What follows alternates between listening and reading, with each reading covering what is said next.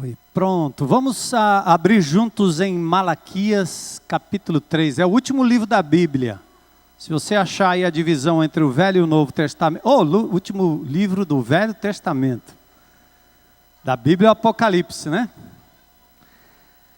Então, se você achar aí a divisão, é o último livro do Velho Testamento. Vamos nos colocar em pé para a gente fazer a leitura. Vocês mudam um pouquinho de posição.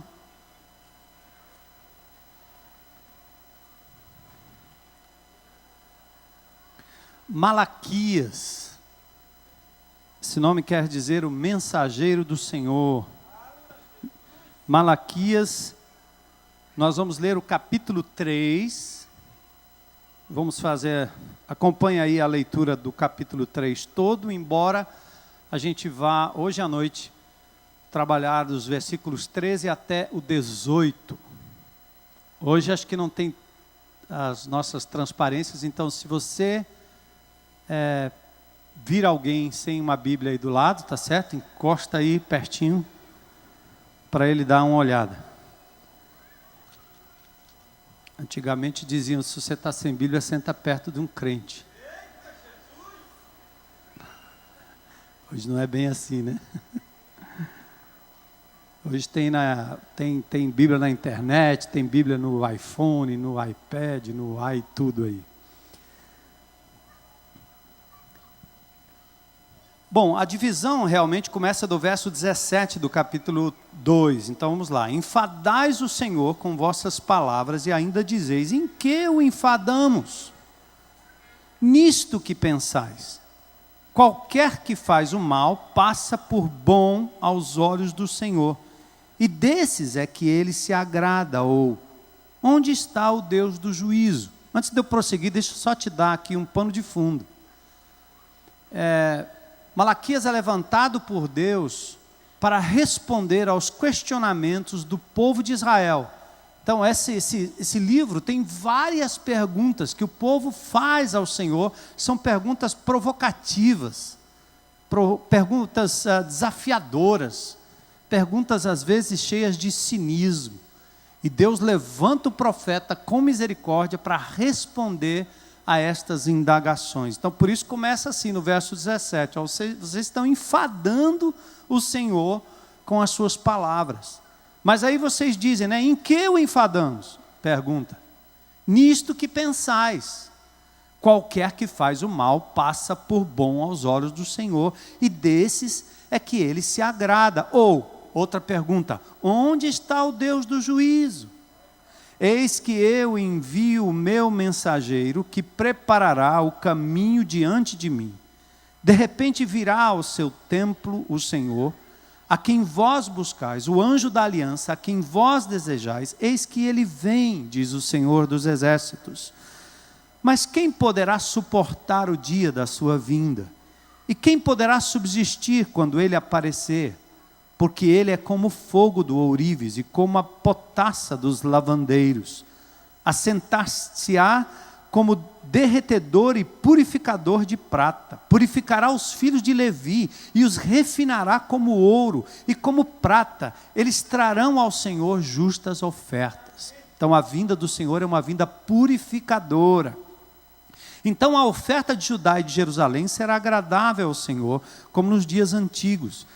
E como nos primeiros anos, chegar-me-ei a vós outros para juízo, serei testemunha veloz contra os feiticeiros, e contra os adúlteros, e contra os que juram falsamente, e contra os que defraudam o salário do jornaleiro, e oprimem a viúva, o órfão, e torcem o direito do estrangeiro, e não me temem, diz o Senhor dos exércitos, porque eu, o Senhor, não mudo. Por isso vós, ó filhos de Jacó, não sois consumidos. Desde os dias de vossos pais, vos desviastes dos meus estatutos e não os guardastes. Tornai-vos para mim, e eu me tornarei para vós outros, diz o Senhor dos exércitos. Mas vós dizeis, outra pergunta, em que havemos de tornar? Roubará o homem a Deus? Outra pergunta, né? Todavia vós me roubais, e dizeis, em que te roubamos? nos dízimos e nas ofertas. Com maldição sois amaldiçoados, porque a mim me roubais, vós a nação toda. Trazei todos os dízimos à casa do tesouro, para que haja mantimento na minha casa. E provai-me nisso, diz o Senhor dos Exércitos. Se eu não vos abrir as janelas do céu e não derramar sobre vós bênçãos sem medida. Por vossa causa, repreenderei o devorador, para que não vos consuma o fruto da terra. A vossa vide no campo não será estéril, diz o Senhor dos Exércitos. Todas as nações vos chamarão felizes, porque vós sereis uma terra deleitosa, diz o Senhor dos Exércitos. Agora o nosso texto. As vossas palavras foram duras para mim, diz o Senhor. Mas vós dizeis, outra pergunta, que temos falado contra ti? Vós dizeis, inútil é servir a Deus, que nos aproveitou termos cuidado em guardar os seus preceitos e em andar de luto diante do Senhor dos Exércitos. Ora, pois nós reputamos por felizes os soberbos, também os que cometem impiedade prosperam. Sim, eles tentam ao Senhor e escapam. Então, os que temiam ao Senhor falavam uns aos outros. O Senhor atentava e ouvia. Havia um memorial escrito diante dele para os que temem ao Senhor e para os que se lembram do seu nome. Eles serão para mim particular tesouro naquele dia que preparei, diz o Senhor dos Exércitos.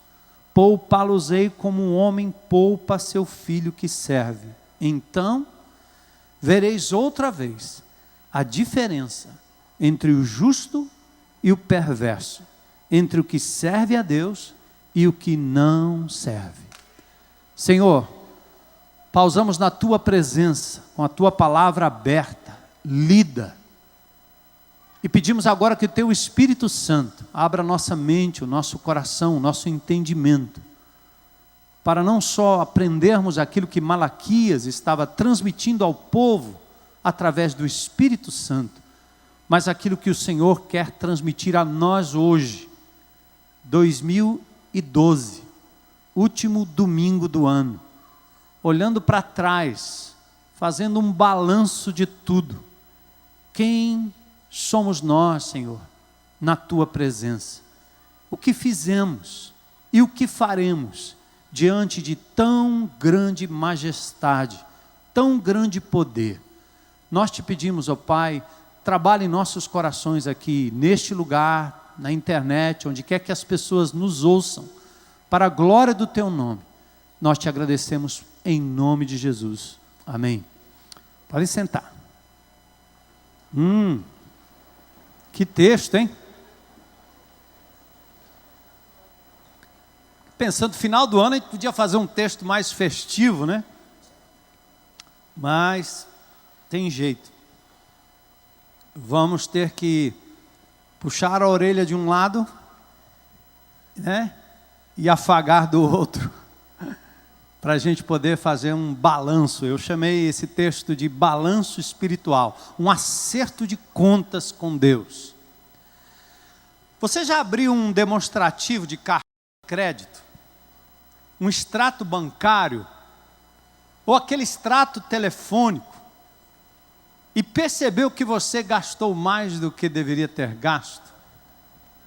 Quem já passou por essa experiência? Não precisa levantar a mão. Aliás, todos que passaram por essa experiência mantenham as mãos abaixadas, né? Melhor. Vermelho, aquele parênteses no número, terrível, né? Aquele sinal de menos, indicando, cara, passou da conta. Telefonei mais, usei mais o telefone do que deveria ter usado. Terrível. Outra experiência é aquela de receber o boletim no final do ano, ou aquelas notas que acabam denunciando que você não se esforçou muito durante o ano todo. Lembra? Recuperação. Ai, ai, ai, ai, ai.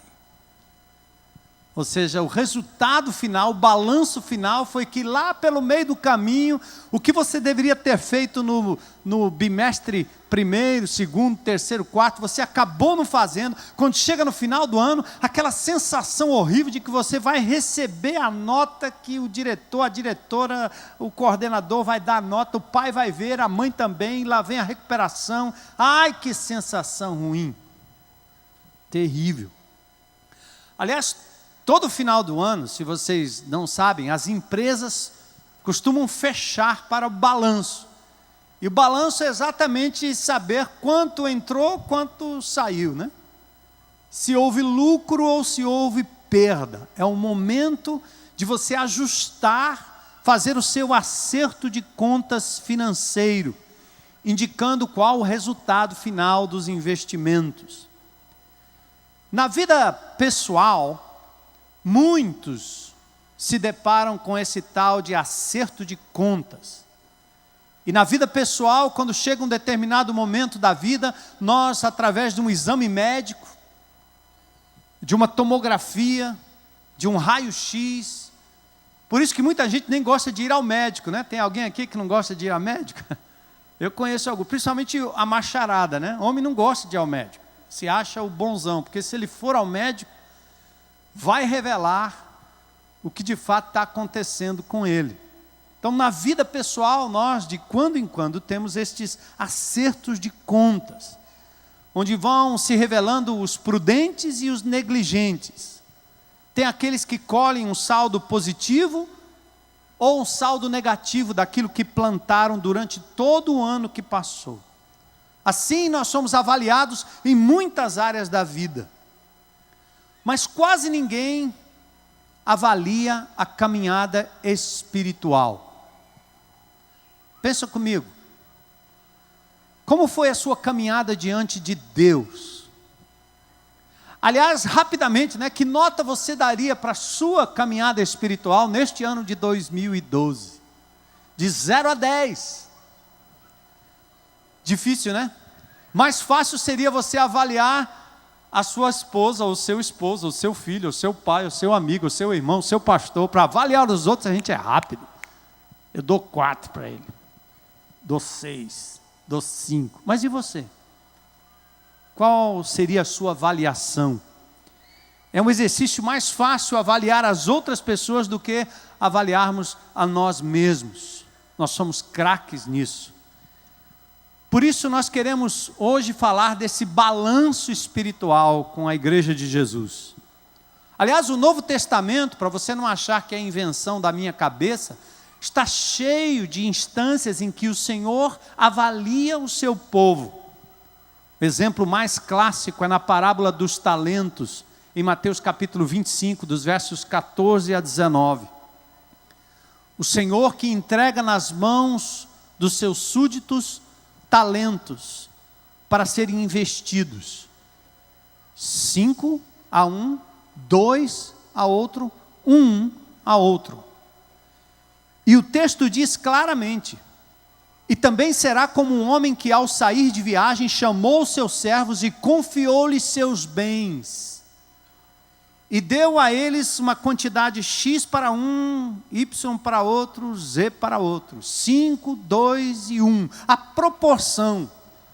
Para indicar que Deus dá a cada um aquilo que Ele quer dar. Ele sabe a sua capacidade. Ele não lhe dá além daquilo que Ele sabe que você tem capacidade de manejar. Ele sempre proveu para você meios de fazer bom uso daquilo que Ele tem colocado em suas mãos. O texto também diz, no verso 19, que depois de muito tempo, o Senhor daqueles servos voltou e acertou contas com eles. O reino de Deus é assim. Deus não nos deixou vivos até aqui por acaso. Ele já levou muita gente.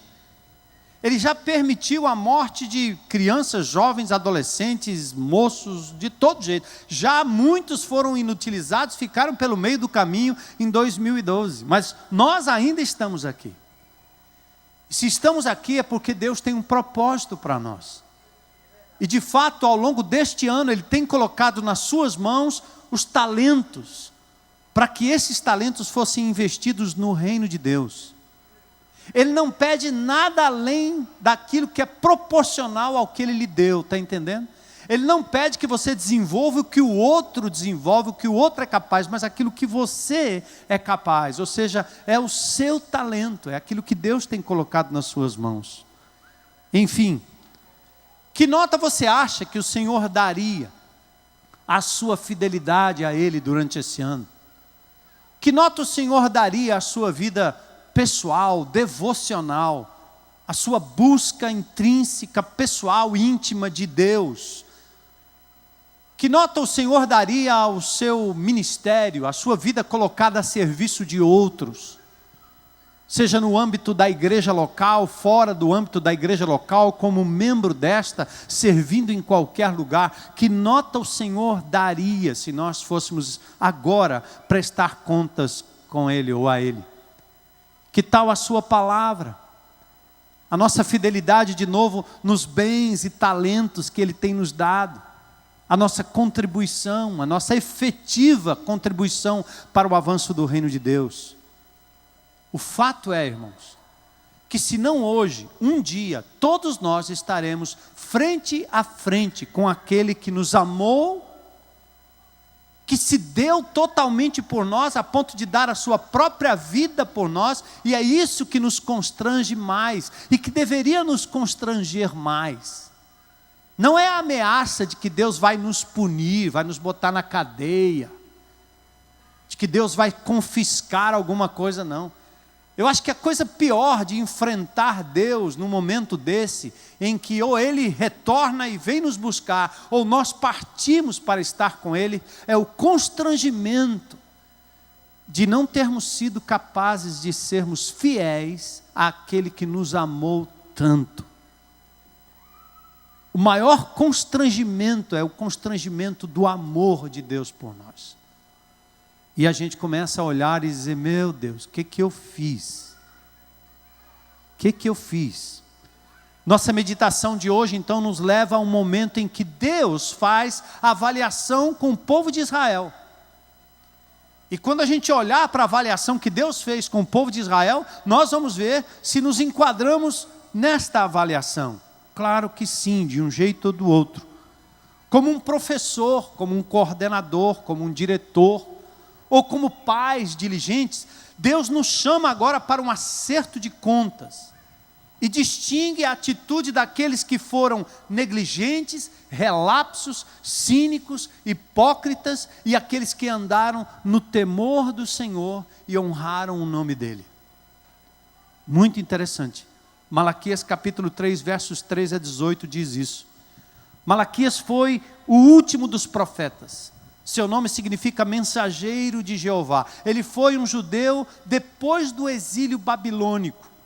Ou seja, o povo de Israel passa 70 anos no exílio, sendo depurado, purificado, porque já haviam negligenciado a palavra de Deus.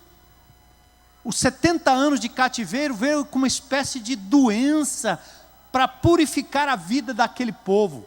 Era uma escravidão para mostrar que eles tinham abandonado o Senhor. Que terrível, 70 anos. Aí eles voltam para a terra prometida. Neemias, Esdras e Malaquias é contemporâneo de Neemias. Eles voltam para a terra, reconstroem os muros, reconstroem o templo. Volta à atividade ministerial. Novamente eles têm os sacrifícios, os sacerdotes, as orações, os jejuns, os cânticos, o louvor, a dedicação, os dízimos, as ofertas, tudo voltou ao normal. Mas, queridos, com o passar do tempo, o povo foi deixando aquele primeiro amor, aqueles primeiros momentos de alegria na presença de Deus, e o povo foi esfriando espiritualmente, mantendo o ritual durante todo o ano, mas o coração distante, a fé fria, a relação com Deus quase inexistente, embora conectados com o ritual do templo, fazendo tudo o que Deus havia mandado fazer em termos dos ritos. E Malaquias então se levanta para chamar a atenção daquele povo. Malaquias enfatiza que o povo deveria ser fiel às alianças.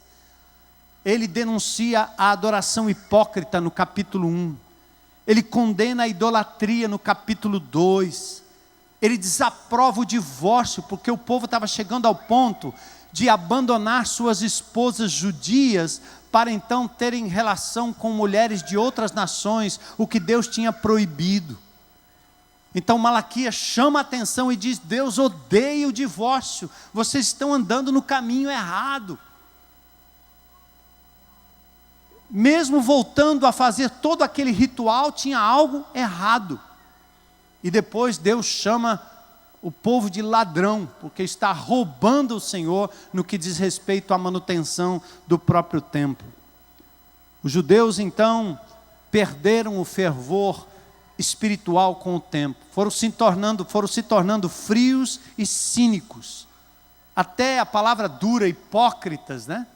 Falavam uma coisa com a boca, como Jesus diz lá em Marcos: esse povo honra-me com os lábios, mas o coração está longe de mim. Eles sabiam falar tudo sobre Deus, sobre as coisas de Deus, mas eles não tinham um real temor e não honravam a Deus de verdade.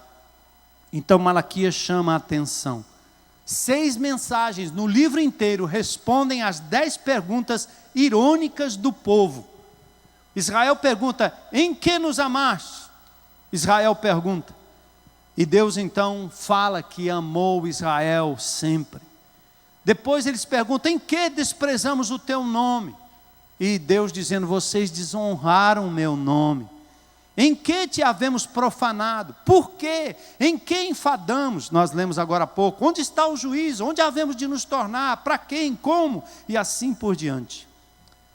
Agora presta atenção, a despeito do abuso, a despeito das perguntas sem fundamento, Deus é um Deus de misericórdia.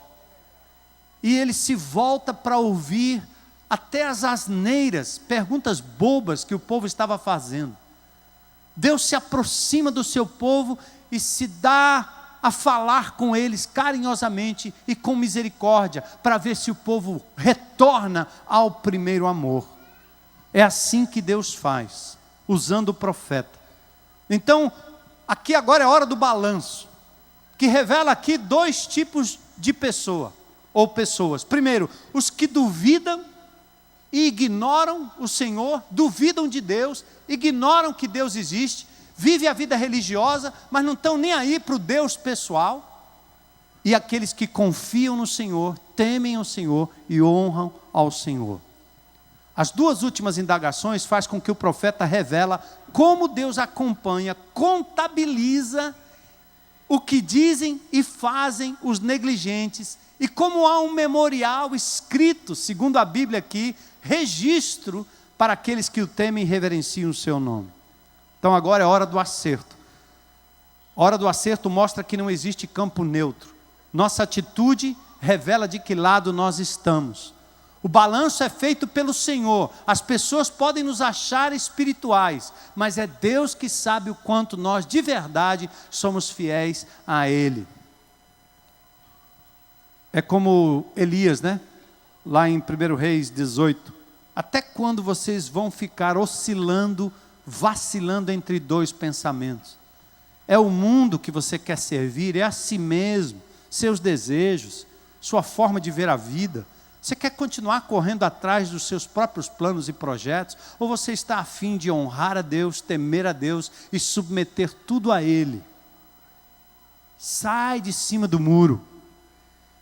Então, de que lado você esteve durante este ano? Essa é uma boa pergunta. Qual é a atitude que prevaleceu na sua agenda? Pensa na sua agenda, nos seus relacionamentos, pensa nas suas ações, no serviço, na entrega, naquilo que você fez com o seu dinheiro, com a sua vida, com os seus bens, com a sua família, com o seu tempo, com os seus olhos, com a sua mente, seu coração, seu carro, seus brinquedos. Vamos aos 2 tipos de pessoas reveladas no acerto de contas. Primeiro, os que duvidam e ignoram o Senhor. Olha o verso 14. Primeiro vocês dizem assim: é inútil servir a Deus, não vale nada, E aí a pergunta seguinte vem assim: o que é que nós ganhamos quando nós obedecemos os preceitos e andamos lamentando diante do Senhor? É inútil. Deus está dizendo no verso 13, vocês estão falando coisas contra mim. E o que é que eu estou falando? Agora está aqui o que é que vocês estão falando. Vocês estão dizendo que é inútil. Sabe o que é interessante aqui? A primeira frase do texto diz, vocês dizem. Aqui são as pessoas falando entre si. Não é contra Deus, não é falando para Deus, não. Ei, não gosto de você, não. Aqui Deus está denunciando que enquanto eles caminham, enquanto eles andam, enquanto eles se reúnem, enquanto eles conversam, eles trocam ideias e falam sobre isso. Cara, não vale a pena. Cara, isso aí é besteira. Não vamos fazer isso não. Não, esse negócio de Deus não tem nada a ver. Não, deixar de fazer isso, deixar de fazer aquilo, que bobagem. Não, cara, você já pensou? Para que esse negócio de ficar obedecendo a Deus, cara? Ninguém faz isso, por que só a gente faz? Qual é a vantagem? Não tem vantagem nenhuma. Então, enquanto a conversa está rolando, e as atitudes estão mostrando o que está lá dentro do coração, a Bíblia diz que Deus está escutando tudo. Ele sabe de tudo. Talvez você não tenha coragem de abrir a boca e gritar com Deus e reclamar dessas coisas, que talvez seria mais honesto, mais correto. Mas enquanto você fica conversando com os amigos, no grupo pequeno, na internet, no Facebook, no Twitter, seja lá o que for, em que você fica agindo e falando coisas do tipo, cara, não vale a pena, não é bem isso aí não. Não é bem assim não. A Bíblia diz que Deus está guardando o registro. Tem um problema. O pastor não é onisciente, o irmão não é onisciente, o líder de grupo pequeno não é onisciente, o pai não é onisciente, o irmão, a irmã não é onisciente, a mãe não é onisciente, mas Deus é onisciente e onipresente. Então a onisciência, a onipresença divina não deixam áreas escondidas. Deus tem câmera em todo lugar. Deus tem um microfone escondido em cada canto. Você entra no banheiro, ele está lá. Você entrou na internet de madrugada, naquele site, ele está lá. Você foi para o motel, ele está lá. Foi para a casa do outro, está lá. Meteu a mão lá, Deus está lá, ele está vendo. Ele é onisciente. Provérbios 15:3, um texto que eu decorei logo no início da minha caminhada cristã. Os olhos do Senhor estão em todo lugar a contemplar os maus e os bons. Cara, você não foge da presença de Deus.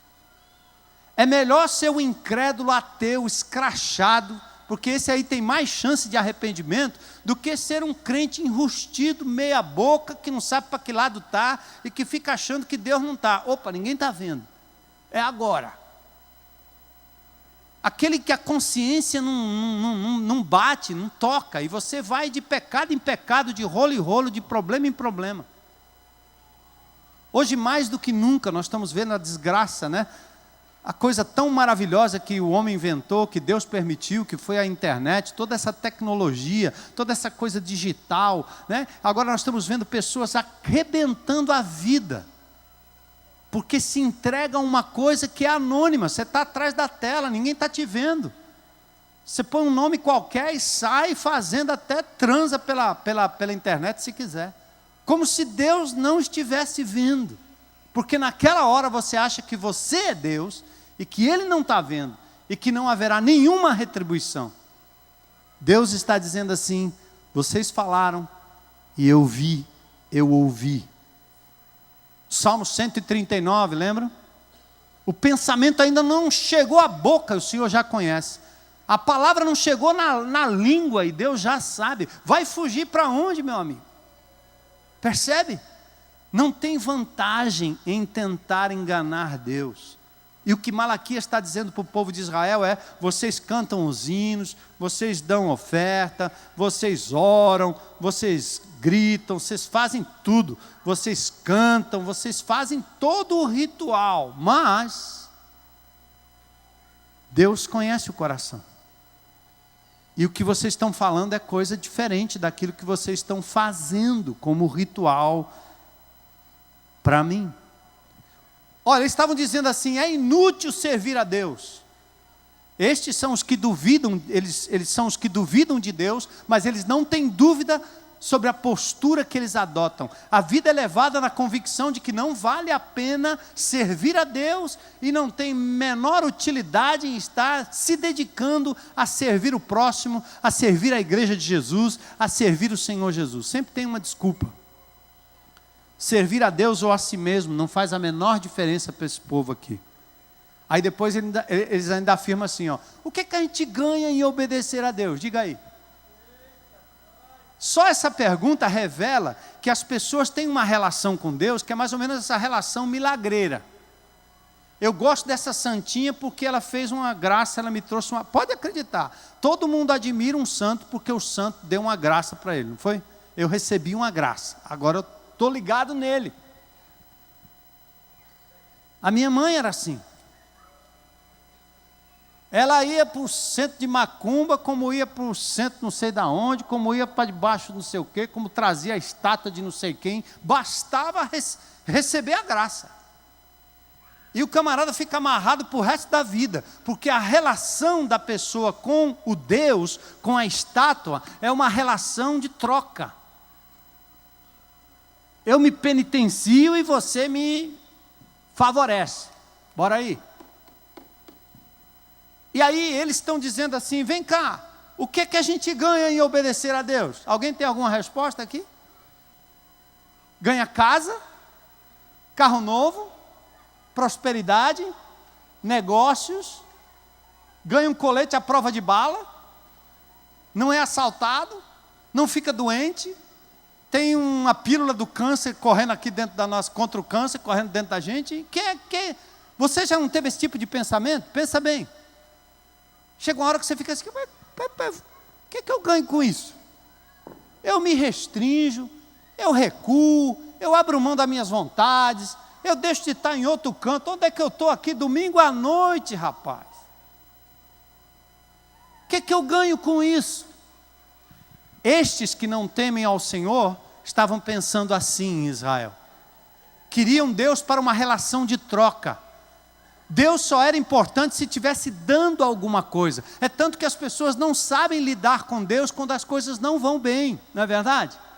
O cara troca de santo, troca de Deus, troca de igreja. Ele vai para um outro canto, porque ali tem um negócio lá domingo à noite, meu amigo, que o fogo desce, o poder desce, todo mundo é ajeitado, a coluna ajeita, o olho ajeita, não sei o que ajeita. O cara corre para lá, porque... Não interessa você ficar na presença de Deus e receber só a graça, não. E deixar Deus curar quando Ele quiser e como Ele quiser. Você corre atrás de alguém que possa lhe dar alguma coisa. Isso é igual política, é ou não é? Você vota em quem? Nem sempre é o cara mais justo, o cara mais correto, o cara mais idôneo, porque ele é o que ele é. Muitas das vezes, nesse nosso país, vota-se em quem promete algo, principalmente se for pessoal, para a família, para o negócio e às vezes até para a igreja. O que é que nós ganhamos quando obedecemos a Deus? Irmãos, quando nos relacionamos com Deus em busca de ganhar algo além do que Ele já nos deu, salvação, vida eterna, amor incondicional, nos adotando na família dEle, hein? Que mais, Senhor? Você é capaz de pensar agora comigo: obrigado, Jesus, porque a Tua graça me alcançou já, eu já tenho tudo, eu já Te tenho, Senhor. É aquela mesma história que eu conto sempre aqui, ilustrando com as crianças, né? O pai chega de viagem, a criança quer o bombom, o brinquedo que... não quer ver o pai. Não é o pai, é o brinquedo. Cadê? Trouxe. Espera aí, rapaz, me dá um abraço primeiro, né? Me abraça, depois a gente conversa, né, não é? É assim podemos fazer com Deus? O que ganhamos com isso?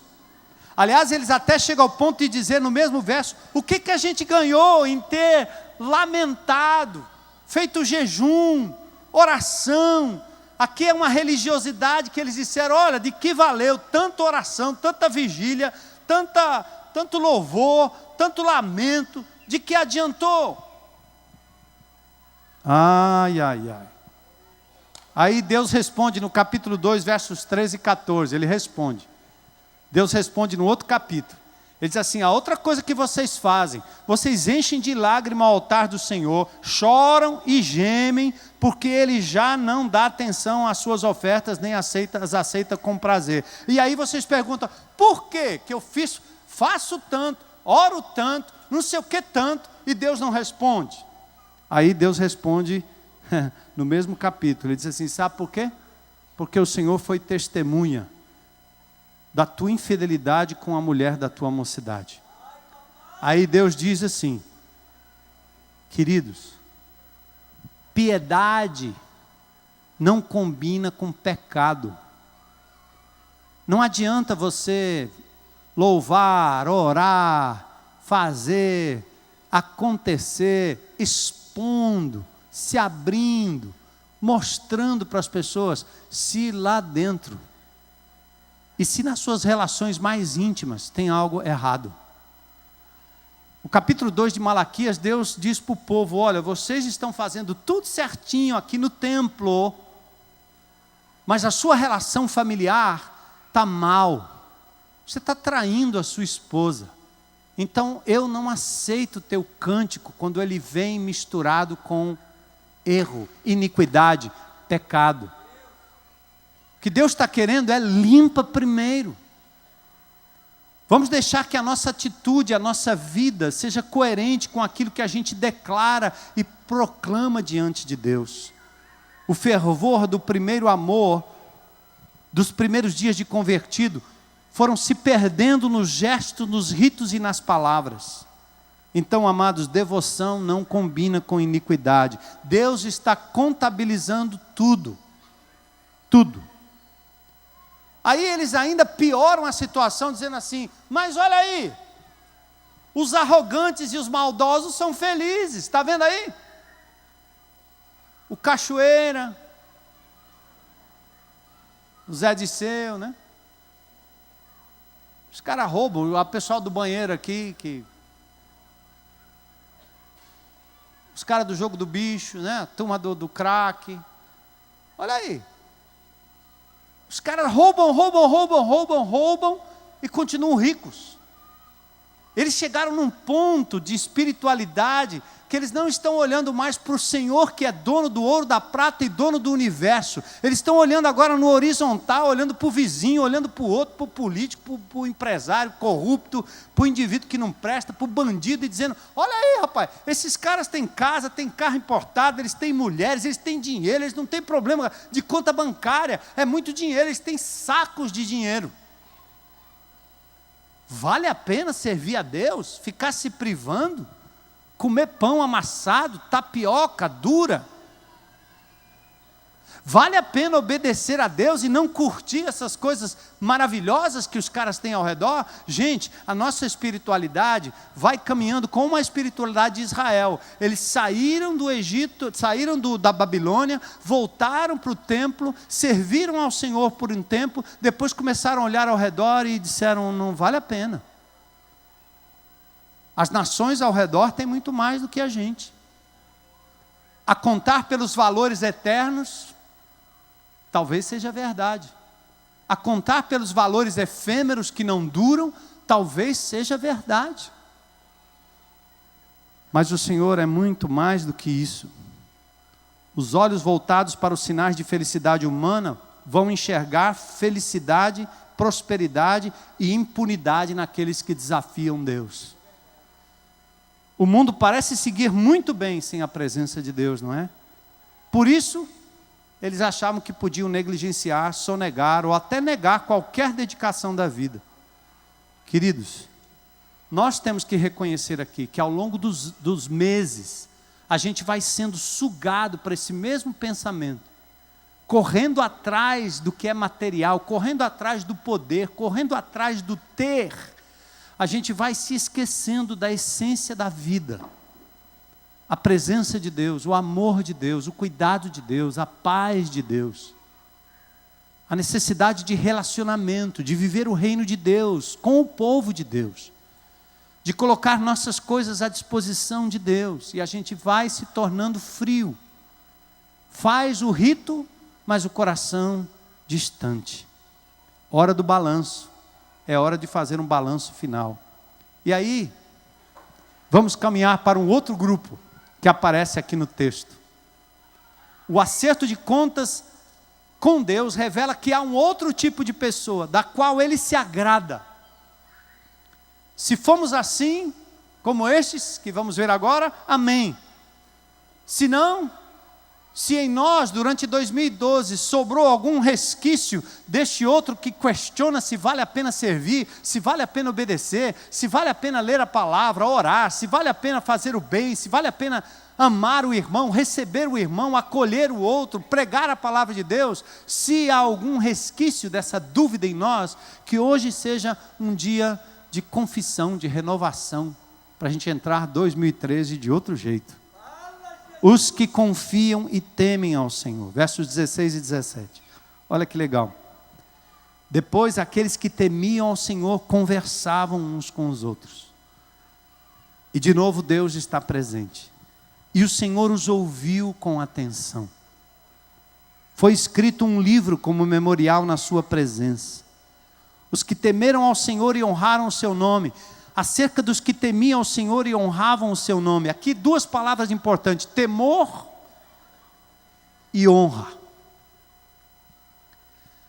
Hoje nós não gostamos dessa palavra temor, porque a gente só pensa na ideia de medo. Ah, medo de Deus. Isso era o que a religião da Idade das Trevas fazia com o povo. Mostrava um Deus tão austero, que as pessoas faziam as coisas por medo de Deus. Mas o temor a Deus tem a ver com a ideia de respeito por quem Ele é. Respeitar alguém que é muito maior do que você. É como dizer assim: não brinque com fogo, respeite. Quando você diz a uma criança, não acenda um fósforo debaixo da sua mãozinha, você está ensinando a criança a temer aquilo que é poderoso, mais poderoso do que ela, como um choque elétrico. Mas Deus é muito mais do que um elemento químico em combustão. Deus é muito mais do que uma força elétrica ou um diferencial de potência elétrica, capaz de acabar com a vida de alguém. Deus é muito mais do que isso. A ideia de temer é que nós precisamos, em nome de Jesus, nessa nossa geração, retomar o temor ao Senhor, o respeito pela sua grandeza, pela sua magnitude, pela sua autoridade, pela sua grandeza. E temer mesmo. Ele tem poder para lançar uma alma no inferno ou para levar para a eternidade consigo. Ele que tem o poder de julgar, cada um segundo as suas próprias obras, segundo os seus próprios pecados. Ele tem poder, e nós precisamos recobrar isso. Agora presta atenção aqui, igreja, o que aconteceu com essa nossa sociedade hoje? Esses jovens, essas crianças de hoje não temem a mais ninguém. Sabe por que não há mais temor de ninguém? E portanto não há temor a Deus? Porque uma forma de Deus ensinar o temor foi estabelecendo família, papai e mamãe, onde as crianças respeitavam a figura do pai, o pai que era capaz de amar, mas que era capaz de disciplinar ao mesmo tempo, o pai que era capaz de dar tudo, mas capaz de também negar aquilo que a criança não poderia ter. Hoje, nós temos uma geração que não conhece mais esse referencial de papai e mamãe. Houve famílias que abusaram da autoridade, abusaram de seus filhos, foram violentos, denunciados, até crentes em Cristo Jesus, maltratando seus filhos, sendo violentos. Porque quando você disciplina sem amor, você cria e gera na criança rebeldia. Quando você não está em casa para olhar nos olhos, quando você não brinca, quando você não para, quando você não ouve, quando você não abraça, você não tem direito de punir, você não tem direito de disciplinar. Porque a criança vai tomar aquilo como uma rebeldia. Mas onde é que estão nossas famílias? Então, quando Deus deixou esse parâmetro em que a criança podia olhar para o pai e dizer, papai, e respeitar, temer o pai, que era não só a fonte de amor, mas também a fonte de disciplina, de reprovação daquilo que era errado, a criança então passava a crescer com a noção de que além do pai, há um pai eterno que deve ser temido. Mas quando as famílias se arrebentam, como nós estamos vendo hoje, e os meninos não sabem mais quem é pai, nem quem é mãe, nem quem é ninguém, não tem ninguém em casa, ninguém manda, ele faz o que quer, e aí o que ele faz? Ele bate no pai, ele bate na mãe, ele atira no pai, ele atira na mãe, ele atira no guarda, atira no vizinho, atira no homem, atira no idoso, atira em quem ele encontrar, ele acaba com quem ele encontrar, porque ele não tem temor. E a nossa sociedade ensina ainda mais, que se você faz o erro, você vai ficar impune. Então não tem problema, amigo. Arrebenta com tudo, porque não tem problema. Aí quando você vai dizer para ele que Deus tem que ser temido, ele diz o quê?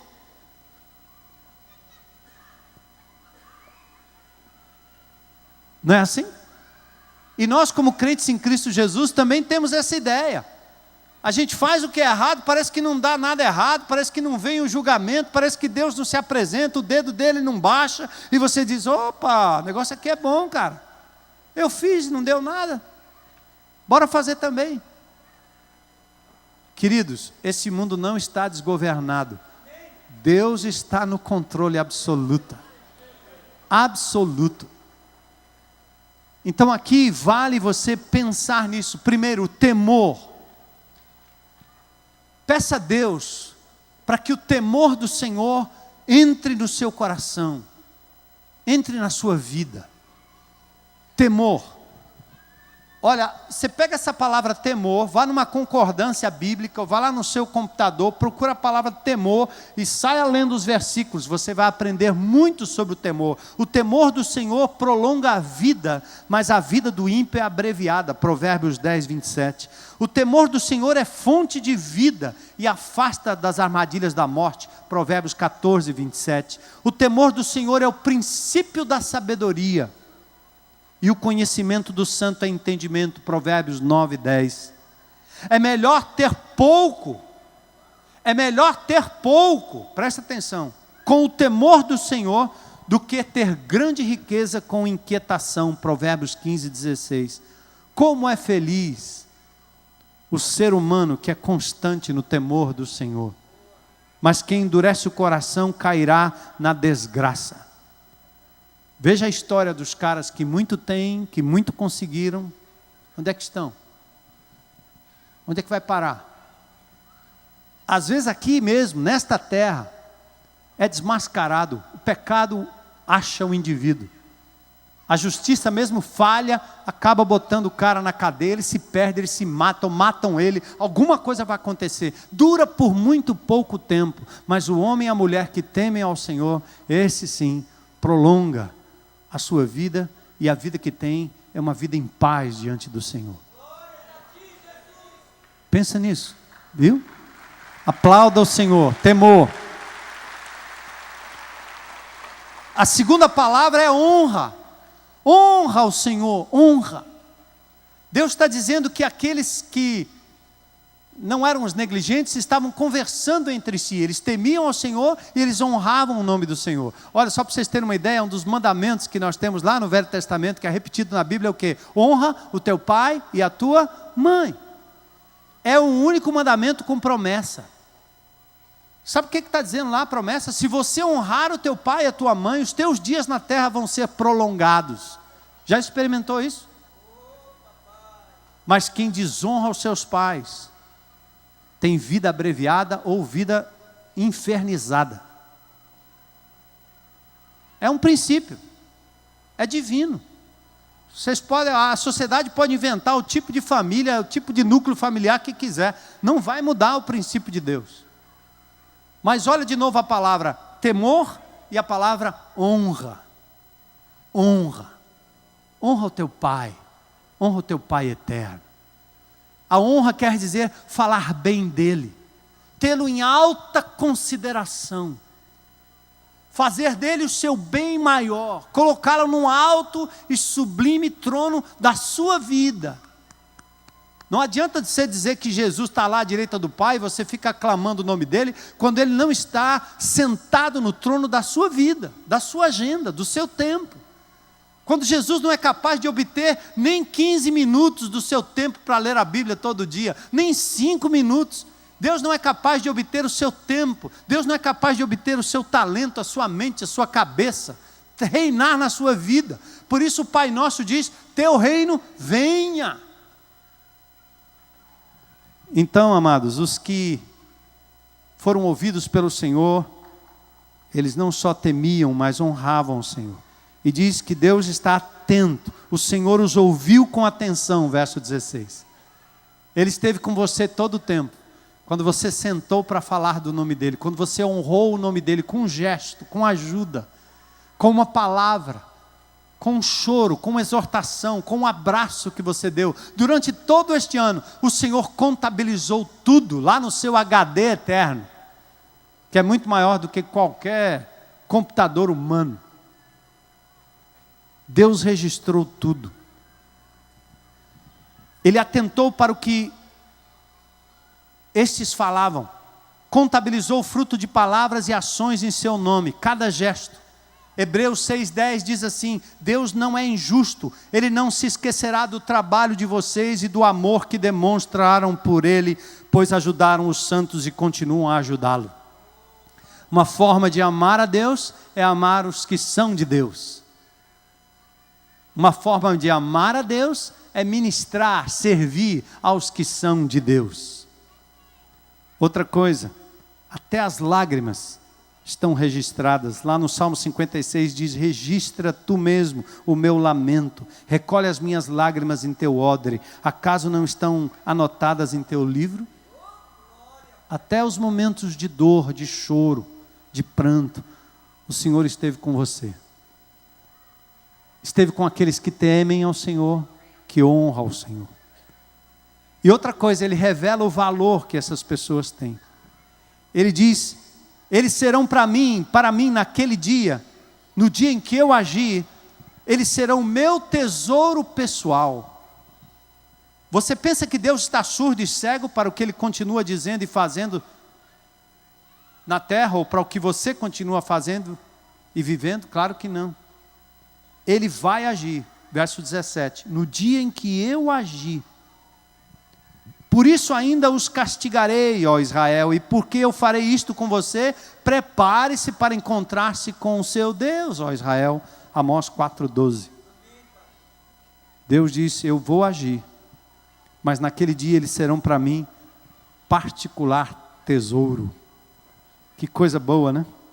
E o verso 18 termina assim, então vocês verão novamente a diferença entre o justo e o ímpio, entre os que servem a Deus e os que não servem.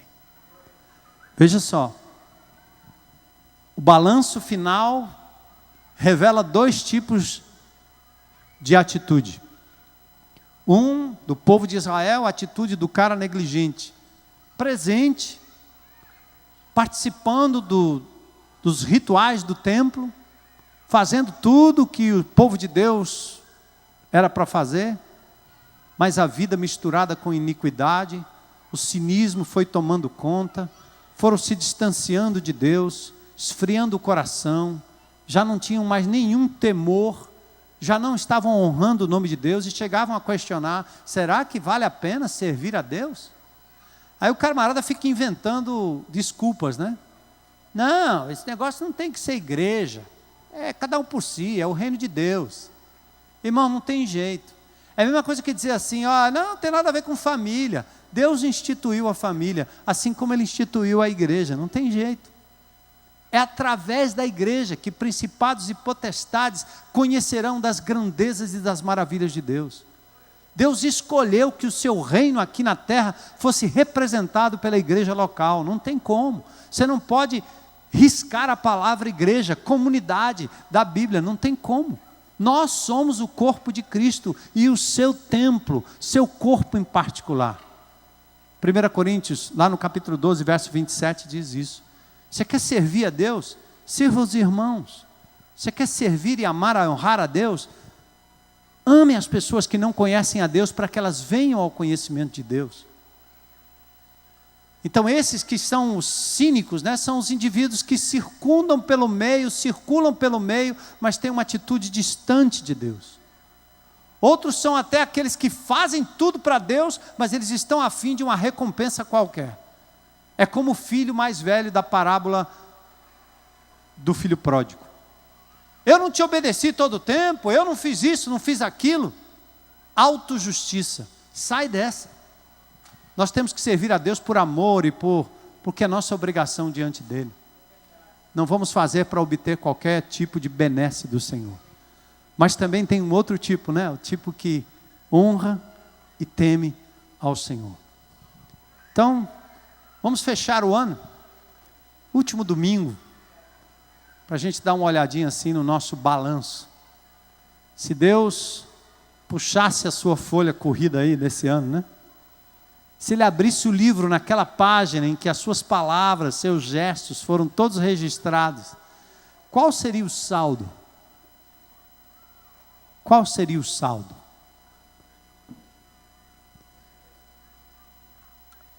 Talvez haja um momento para você mesmo correr logo para a presença de Deus e dizer: Senhor, eis-me aqui. Talvez não tenha sido tão bom em 2012, mas eu quero fazer melhor em 2013. Eu quero começar o ano de outra forma, temendo o teu nome. Primeiro, com a consciência de que o Senhor estará presente a cada momento da minha vida, em cada coisa, em cada palavra que eu disser, cada gesto.